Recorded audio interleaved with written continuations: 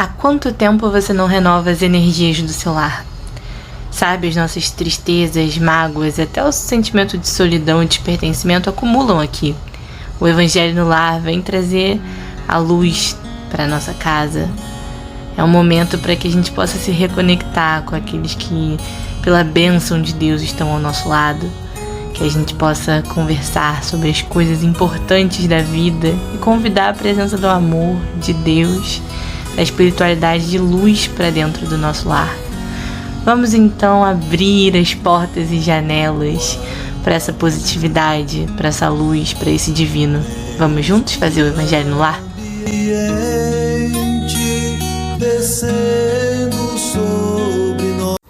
Olá, amigos! Vamos iniciar mais esse momento especial, que é o nosso Evangelho no Lar. Muitos serão os chamados e poucos os escolhidos. O Evangelho segundo o Espiritismo, a porta estreita. A gente vai começar com uma passagem do Evangelho de Mateus, que diz assim: Entrai pela porta estreita, pois a porta da perdição é larga, e o caminho que a ela conduz é amplo, havendo muitos que por ele entram. Como a porta da vida é pequena, como o caminho que a ela conduz é estreito, e como poucos o encontram.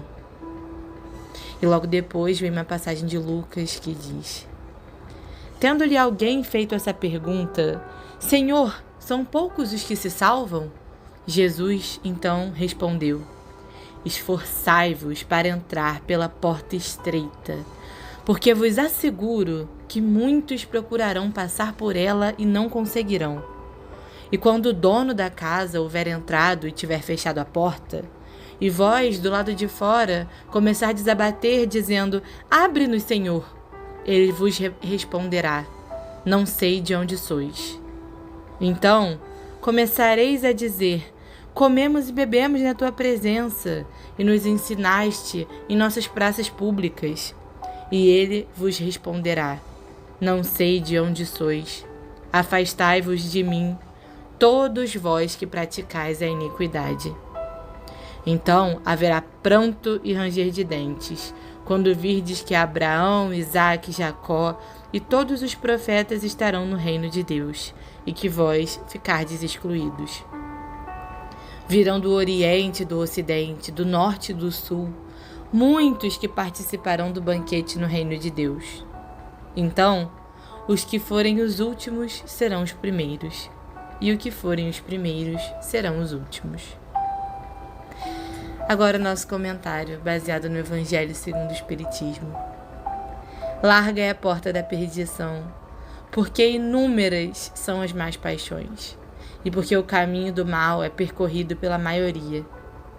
A porta da salvação é estreita, porque o homem que quer transpô-la é obrigado a esforçar-se arduamente para vencer as suas más tendências, coisa a que pouquíssimos se submetem. É o complemento da máxima: muitos são os chamados e poucos os escolhidos. Este é o atual estado da humanidade terrena, porque sendo a Terra um planeta de expiação, nela o mal predomina.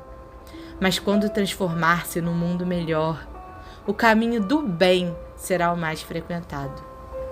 Deve-se, porém, entender essas palavras de maneira relativa e não em sentido absoluto, pois se o estado normal da humanidade devesse ser este, Deus teria automaticamente condenado à perdição imensa a maioria de suas criaturas, o que é uma suposição inaceitável, já que reconhecemos que Deus é todo justiça e todo bondade. Mas de que ações mais essa humanidade seria culpada se tivesse reencarnado somente na Terra e se a alma não tivesse tido outras existências? Por que um destino tão triste em relação ao presente e ao passado? Por que tantos entraves em seu caminho?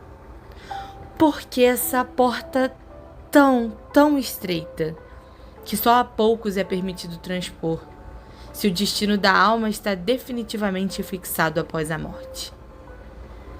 É assim que, ao crer em uma única existência, o homem está constantemente em contradição consigo mesmo e com a justiça de Deus.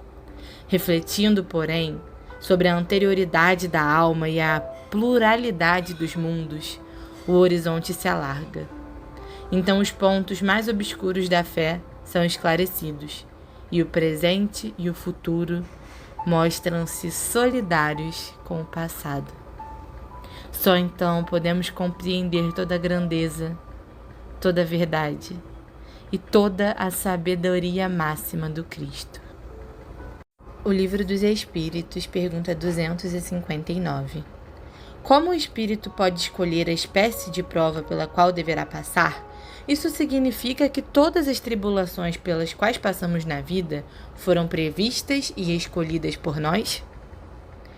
Todas não é o termo, porque isso não significa que tenhais escolhido e previsto o que vos acontece no mundo, aos mínimos detalhes. Escolheste apenas o tipo de prova. Os detalhes são consequências da vossa situação e muitas vezes das vossas próprias ações. Se o espírito quis nascer entre bandidos, por exemplo, ele sabia a que desmandos se expunha, mas ignorava todos os atos que iria praticar. Atos esses que resultariam de sua vontade ou de seu livre-arbítrio. O espírito sabe que, ao escolher determinado caminho, ele terá que sustentar lutas específicas. Sabe, portanto, que espécie de vicissitudes irá encontrar, mas ignora se acontecerá isto ou aquilo. Os detalhes nascem das circunstâncias e da força das coisas. Só os grandes acontecimentos, os que influem sobre o destino, estão previstos. Se tomares um caminho cheio de valas, sabes que deverás tomar grandes precauções, porque corres o risco de cair. Mas ignoras em que ponto cairás, e pode até nem cair, se fores bastante prudente. Se ao passar na rua uma telha cair na tua cabeça, não creias que isso estava escrito, como comumente se diz. Bom, amigos, essa passagem vem falar um pouco sobre a tão conhecida máxima: muitos serão chamados e poucos os escolhidos. E a passagem vem explicando que no estado atual da Terra isso é verdade porque as más tendências ainda dominam tanto o mundo externo quanto o mundo interno. Eu lembro que quando eu ouvi essa frase a primeira vez, eu ficava pensando: poucos são os escolhidos. Escolhidos por quem? Essa é a questão. Nós mesmos que nos escolhemos, né? Todos nós, humanos, que estamos vivendo encarnados na Terra nesse exato momento, nós temos o chamado para fazer o bem, para evoluir, para seguir sendo um trabalhador na seara do Cristo. Mas será que nós persistimos nesse caminho? Será que a gente está atento aos nossos chamados? Será que a gente está buscando servir? Será que a gente está buscando fazer com o outro aquilo que nós gostaríamos que fizessem conosco? Será que a gente está buscando seguir o exemplo de Jesus? Ou será que a gente está renunciando todo esse grande dever espiritual que nós temos aqui na Terra? Porque isso é que define quem são os escolhidos. São as nossas próprias ações. Nós decidimos se nós somos os escolhidos. Então, que depois dessa passagem que a gente pensa sobre como é fácil desviar do caminho, como no mundo tem tantas coisas para distrair a gente do nosso objetivo maior, que nós possamos tomar consciência disso e possamos escolher passar pela porta estreita da honestidade, da benevolência, da caridade, da fé. Porque essa porta estreita nos levará para um destino extraordinário, um destino de evolução, de crescimento, de paz.